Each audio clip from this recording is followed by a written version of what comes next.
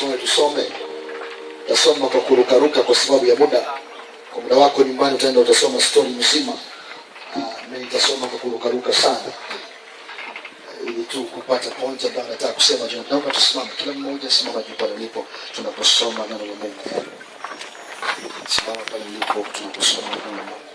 Kama una uwezo wa kusimama, simama tu. Mwanzo sura ya 37 kuanzia mstari wa kwanza. Nitasoma kwa kurukaruka tu. Yakobo akakaa katika nchi aliyosafiri baba yake, katika nchi ya Kanaani. Hivi ndio vizazi vya Yakobo. Yusufu aliyekuwa mwenye miaka 17 alikuwa akichunga kondoo pamoja na ndugu zake, naye alikuwa kijana pamoja na wana wa Bilha na wana wa Zilpa wake wa baba yake. Yusufu akamletea baba yao habari zao mbaya. Basi Israel akampenda Yusufu kuliko wanawe wote, maana ni mwana wa uzee wake. Akamfanyia kanzu ndefu. Ndugu zake wakaona ya kuwa baba yao anampenda kuliko ndugu zake wote, wakamchukia wala hawakuweza kusema naye kwa amani. Yusufu akaota ndoto, akawapa ndugu zake habari, nao wakazidi kumchukia. Akawaambia, tafadhalini sikieni ndoto hii niliyoiota. Tazama, sisi tulikuwa tukifunga miganda shambani, kumbe mganda wangu ukaondoka ukasimama. Tazama, miganda yenu ikazunguka ikainama mbele ya mganda wangu. Ndugu zake wakamwambia, je, kweli wewe utatumiliki sisi, nawe utatutawala sisi? Wakazidi kumchukia kwa ajili ya ndoto yake na kwa maneno yake. Akaota tena ndoto nyingine, akawaambia ndugu zake, akasema, angalieni, nimeota ndoto nyingine. Tazama, jua na mwezi na nyota 11 zikaniinamia. Akamwambia baba yake na ndugu zake. Baba yake akamkemea, akamwambia, ni ndoto gani hii uliyoiota? Je, mimi na mama yako na ndugu zako tutakuja tukusujudie hata nchi? Ndugu zake wakamuhusudu, bali baba yake akalihifadhi neno hili. Mstari wa 29. Akarudi Reubeni birikani, kumbe Yusufu hayumo katika birika. Akararua nguo zake, akarudi kwa ndugu zake, akasema, mtoto hayuko, nami niende wapi? Wakaitwaa kanzu ya Yusufu, wakachinja mwanambuzi na kuichovya kanzu katika damu. Wakaenda nayo ile kanzu ndefu, wakamletea baba yao, wakasema, tumeona hii, basi utambue kama kanzu hii ni ya mwanao ama sio. Akaitambua, akasema, ndiyo, kanzu ya mwanangu. Mnyama mkali amemla, bila shaka Yusufu ameraruliwa. Yakobo akararua mavazi yake, akajivika gunia viunoni na kumlilia mwanawe siku nyingi. Wanawe wote na binti zake wakaondoka wamtulize, lakini akakataa kutulizwa. Akasema, la, nitamshukia mwanangu nikisikitika hata kuzimu. Baba yake akamlilia. Nao Midiani wakamuuza huko Misri kwa Potifa, akida wa Farao, mkuu wa askari. Mungu bariki neno lako kwa jina la Yesu. Amen. Keti. Hallelujah. Hallelujah. Wangapi umefika leo mara ya kwanza kabisa na mko mjini na hii? Ndio mara ya kwanza kabisa umefika leo. Wow. Tuwapigie makofi hawa nao ambao wamesema hawatapitwa na hii neema. Tumeanza mkutano Jumapili iliyopita, na tunamshukuru Mungu aliyetupa afya na amani na nguvu na kuweza kufika mpaka siku ya mwisho. Na tunashukuru uongozi wa serikali ya mtaa, uongozi wa manispaa na uongozi mzima wa mkoa. Tunamshukuru pia RPC kwa kuturuhusu, kutupa kibali kuwa mahali hapa kwa siku hizi 8. Hebu tupige makofi kwa ajili yake. Amen. Tunashukuru Mungu kwamba serikali yetu inafanya kazi kwa karibu sana na mashirika au watu wa dini. Amen. Amen. Kwa nchi nyingine ni ngumu sana kupata nafasi ya kuhubiri mkutano wa hadhara, na unamhubiri Yesu kwa uhuru namna hii. So tunamshukuru Mungu kwa ajili ya Tanzania. Amen. Amen. Na nina dakika chache sana za kuongea na wewe. Naomba fungua masikio yote ya rohoni na mwilini. Kaa chini, tulia. Ikiwezekana hata usipumue, unisikilize. Amen. Message naenda kuongea nawe inaitwa lala salama. Inaitwaje? So tulia upate cha kwako. Na baada ya mahubiri haya nitaenda kuomba na kila mmoja wenu. Amen. Amen. Amen. Yaani siondoke mpaka nimegusa kila mtu. Sema amen. Au mtaki? Mbona mnaitikia hiyo amina? Mbona mnaitikia ufunguni na mimi naongea niko mbele za watu? Niwaombeni siwaombee? Amen. So historia niliyosoma ni habari ya Yakobo, mtoto wa Isaka, mjukuu wa Ibrahim. Haleluya.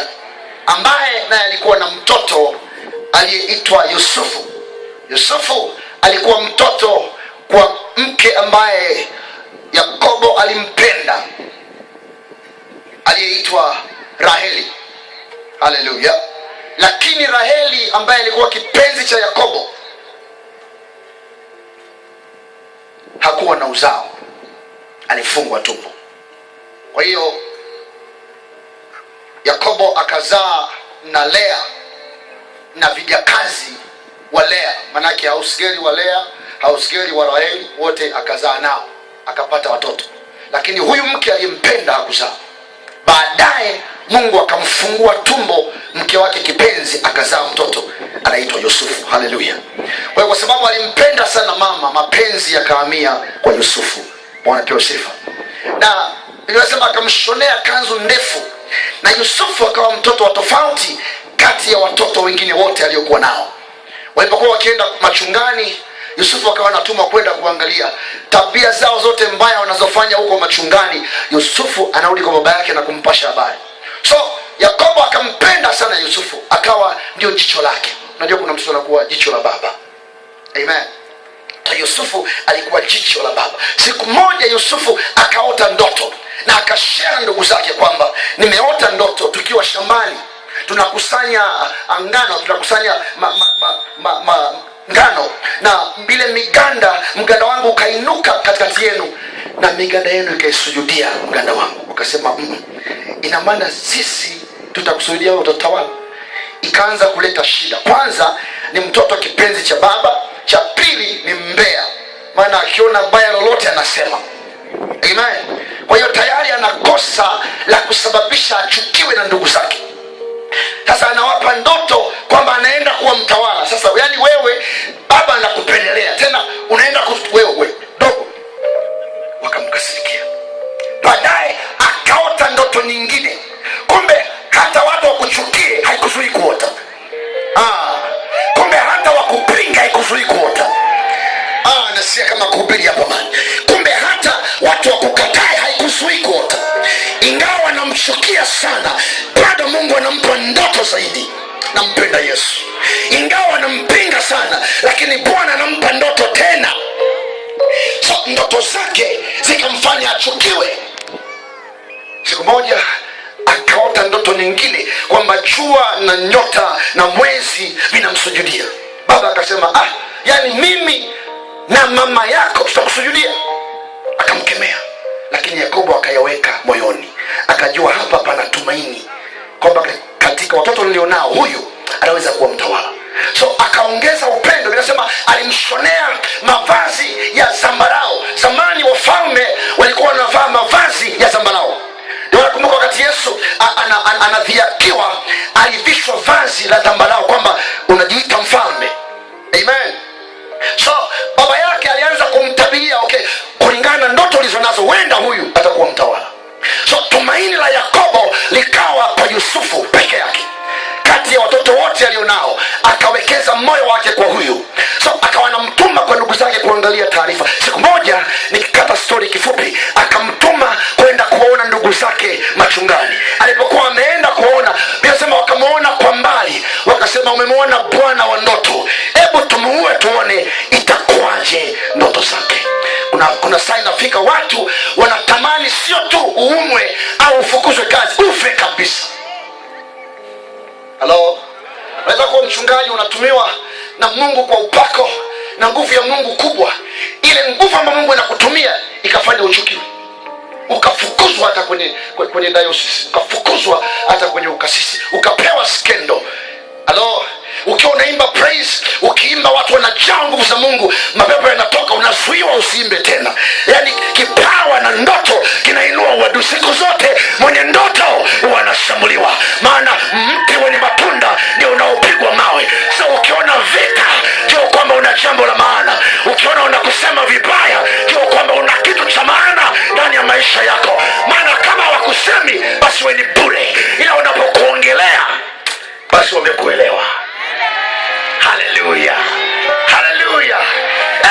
Usiache kwenda ofisini kwa sababu wanakusema vibaya. Wakikuongea wamekuelewa. They are admiring you. Wanatamani kuwa kama wewe ila hawawezi kuwa. Ndio maana wanaishia kukasirika, maana wanajitahidi kuimba kama wewe lakini hawajui umeumbwa kwa jinsi ya ajabu na ya kutisha sana. Wasema tumuue tuone zitakuwaje ndoto zake. Tumuondoe, tummalize.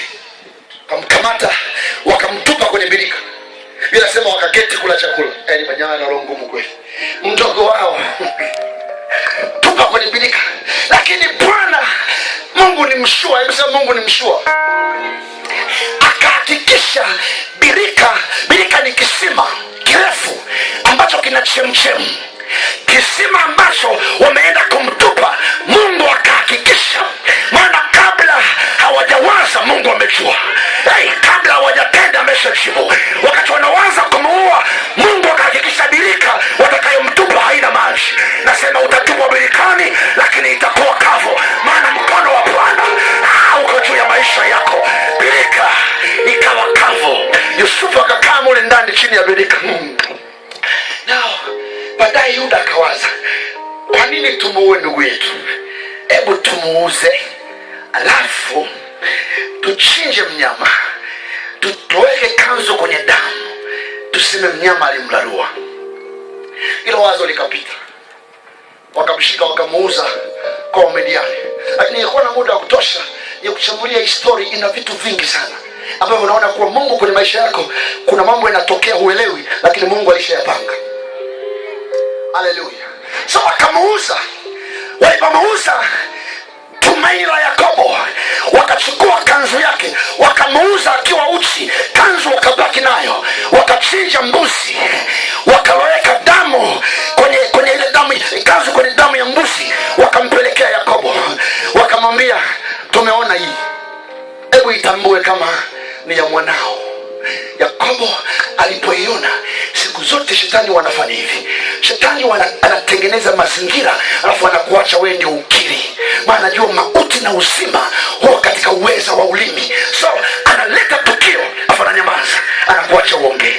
Yakobo akakiri, mnyama mkali amemrarua mwanangu. Yusufu amekufa.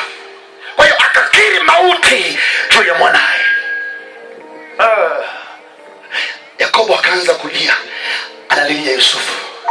Shetani alivyo mbaya, Yakobo akavua nguo zake, akavaa magunia.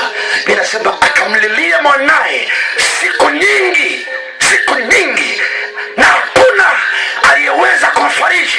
Maana tumaini la pekee katika watoto 12 alionao ni Yusufu, na Yusufu naye amekufa. Moyo wake ukashuka. Adui amevuruga maisha yake na kumwonyesha giza mbele ya maisha yake. So Yakobo akaendelea kuumia kwamba mwanangu amekufa, na kumbe mwanaye hajafa. Mungu amempeleka mahali kwa makusudi maalum. Mungu alijua. Kwani kuchimbulie, Mungu alifahamu ya kwamba miaka michache kutoka leo patatokea njaa katika nchi ya Kanaani ambayo mfano wake haujapata kuwako, na chakula kitapatikana Misri peke yake.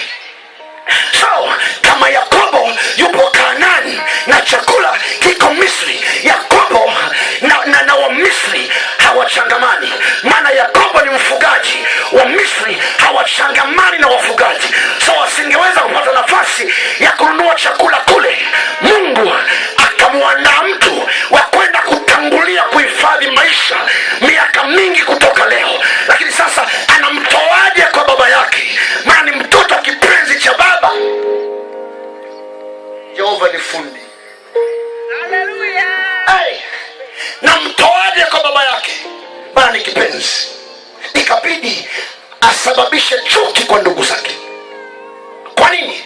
Sio kama wanamchukia, ni Mungu anatengeneza mazingira ya kumtoa katikati yao ili akawasaidie baadaye.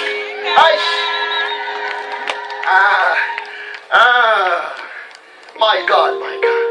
Akampeleka mbali. Fikiria, Mungu amesema naye kwamba Yusufu atakuwa mtawala, lakini hapa Yakobo alipo yuko Kanaani. Yakobo hana serikali.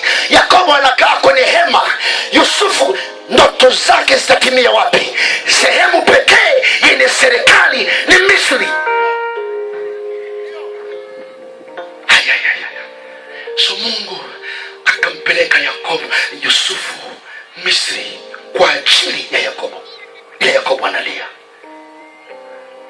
Mara nyingi tunahuzunika na kusema, Mungu, mbona hii imetokea hivi? Mbona haya umeruhusu yatokee?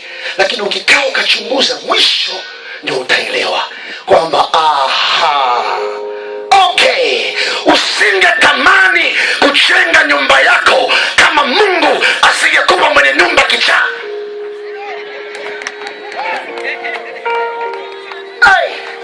Usingetamani kumiliki gari yako kama usingetukana na kondakta. Mungu fundi. Hello. Kuna vitu Mungu anaruhusu makusudi kwa sababu ana mpango na maisha yako, ana mpango na kesho yako. So anaruhusu maumivu. Hakuna mama anayezaa bila uchungu, labda kwa operation. Ukitaka kuzaa kwa njia ya kawaida, lazima uchungu usaliwe, ulete pressure ndio mtoto atoke. Maumivu ni lazima kwenye maisha yako. Usikimbie maumivu, yanakusogeza mahali. Nasikia kama nitahubiri. Nimekuja kutangaza mkutano huo leo ya kwamba haya unayolilia Yusufu wako ajafa, yote unayoyaona ni damu ya mbuzi. Yakobo ni mfugaji lakini amevurugwa akili sababu ya uchungu. Ni mfugaji wa siku nyingi lakini asikia harufu kwamba hii ni damu ya mbuzi, analia na kusema mwanangu amekufa kwa sababu ya kuchanganyikiwa. Shetani ni mwongo. Yote unayoona kwenye maisha yako ni damu ya mnyama. Nimekuja kutangaza ya kwamba Yusufu wako yuko hai. Yusufu wako yuko hai. Yusufu wako yuko hai. Unayoona ni damu ya mnyama. Yusufu ajafa, Bwana amempeleka mahali kumtengeneza, kukuandalia kwa ajili ya kesho yako. Anajua utamhitaji kesho. Yusufu yuko hai, lakini unalia, unahuzunika, umechanganyikiwa. Kumbe Mungu anaruhusu mazingira kutengeneza ushuhuda. My God, wewe nimalizia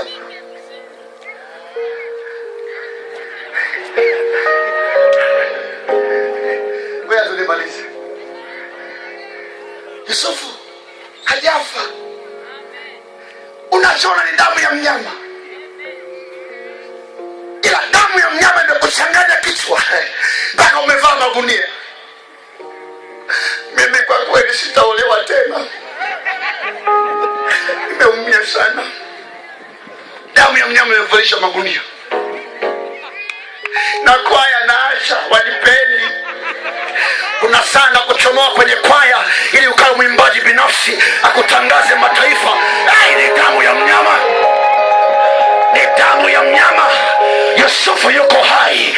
Kuna majira alifika, nilikuwa kanisa fulani, nikawa nachunga na nikawa napendwa na nikapewa gari, nikalipewa nyumba, nikapewa mshahara, lakini ghafla nikachukiwa bila sababu, nikafukuzwa. Nakaribia kuoa, bado wiki 2 nikafukuzwa. Wanasema wamenivua ushirika. Yani sio kunitenga, sio kutengwa, nimekuwa excommunicated. Yani mimi sio Mkristo tena, nikavuliwa ushirika kwamba wewe ufai tena. Yani hata kusikia, hata kuingia kanisani ukae viti vya nyuma hairuhusiwi. Wewe si mmoja wetu tena. Yani wewe ni mwenye dhambi kabisa, ndogo wake shetani. Lakini Bwana alijua ya kwamba siku moja neema alionipa itahitajika Tanzania nzima. Nikikaa na hawa watanizuia kwenye dini yao peke yao. Ni damu ya mnyama. Yusufu yuko hai. Kuna sababu ya kulia kwamba inatokea. Jehova anatengeneza muujiza kwenye maisha yako. Kuanzia leo, kila ambacho wanafanya usilie, mwambie ni damu ya mnyama. Wanakutumia ujumbe ya kwamba umefukuzwa kazi, nenda kwa bosi, chukua barua, mwambie asante, ni damu ya mnyama. Maana kuna saa unafukuzwa kazi ili ukafungue kampuni yako mwenyewe. Kuna